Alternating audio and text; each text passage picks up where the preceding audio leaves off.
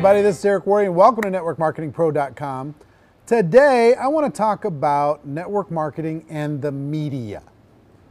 The press, television, magazines, newspapers that love to, for the most part, to throw out negativity about the network marketing profession.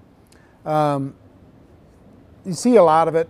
If you get involved in this profession for any period of time, there's occasionally the people who will write a responsible article about the benefits of network marketing for young people, for retired people, for unemployed people, for options for part-time income, that type of thing, how to take care of your retirement, that type of thing. And then you have this other group that likes to throw out the negativity.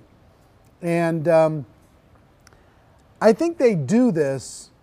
It's been a thorn in our sides for a long time, and some of it's self-inflicted. I'll talk about that in a second. But I think it happens, number one, because people are ignorant to what network marketing is, and they choose that ignorant path versus deciding to learn something about our profession. Number two, if it bleeds, it leads. Negative sells.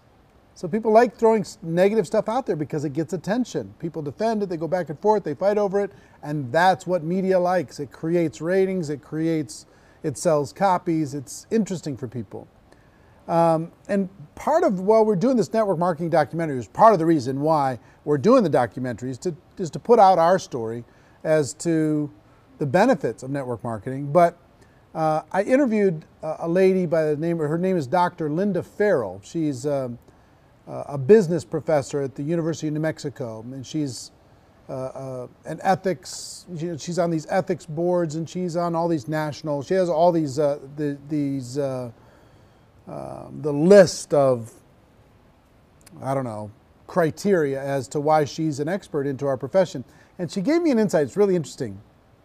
She said in our universities, the journalism schools and the business schools hate each other. Isn't that interesting? Journalism hates business. And because of that, business gets irritated with the journalism people. She said, and that friction that starts in the universities moves forward out into the rest of the world. And anytime a journalist has a chance to poke at business people, entrepreneurs, they get a smile on their face. They enjoy it. I think that's partly true. And the journalists like to put out a whole bunch of false statistics about the success rate in our profession and all these different kinds of things. It would be interesting sometime to put the same spotlight back on the journalists. For example, how many people do you think go to journalism school every year? How many of those people never graduate? I wonder if those people are offered a buyback for the college credits that they put in that they didn't complete. How many of those graduate? How many of those get a job in journalism? If they don't get a job in journalism, well, that school is a complete scam. If they get a job in journalism, how many of them get a good paying job in journalism? How many of those people get on television? How many of those people write for major newspapers or major magazines? It's a fraction of 1%. The majority of those people are not making a living at all or making a small living in journalism. So, and yet they like to say, oh, it's only a few people at the top making money in network marketing, which is completely untrue, completely biased and distorted with the data. It's just something that I think it's going to take a while to educate them, where it just starts to make them look stupid if they continue to throw out this lazy journalism, if you want to call it journalism, this lazy storytelling. Network marketing is on the rise. Network marketing is coming of age. Network marketing is doing over $170 billion a year in revenue around the world. There's almost $200 million a day paid out in commissions in the network marketing profession to distributors all over the world. Almost $200 million a day.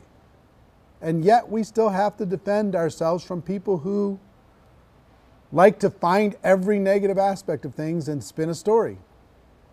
I guess it's part of the evolution of anything. How people went crazy over department stores when they started to take over versus the mom and pop stores. How people went crazy against franchises when people thought franchising was absolutely a dirty word. People are going crazy now against the taxi cab companies are going crazy against the Ubers of the world. The hotels are going crazy against the Airbnbs of the world. I guess when any system gets threatened, it starts to throw out some negativity. So anyway, it's part of what we deal with. We all know better. Our job is to continue to educate. Our job is to continue to get better. And I will say, part of what we need to do on our side is take responsibility for not overstating how easy it is, how fast people are going to make money, how little work you have to put in. Anytime you say those things, you feed into this machine out there of people saying, see, it's too good to be true. We all know that it takes time. We all know that it takes work. We all know that it's a real business that has success and failure rates just like every real business, because entrepreneurs have to face their fear every single day. We know those realities. The realities of our business, the $200 million, almost $200 million a day that's being paid out in commissions, those realities are good enough. The success rates and the stories, the real stories of what happens in your company are good enough. You don't need to overstate. You don't need to give people promises that it's too easy or too fast. It's work like anything else, but it's good work, and it's worthwhile, and it helps people. We help people with our products every day. We help people with our opportunity every day. Hold your head high. No matter what these lazy people like to try and spin about what it is that we do, we know the truth. So I just thought I'd throw out my 2 cents on that subject today, and I hope you got value from it.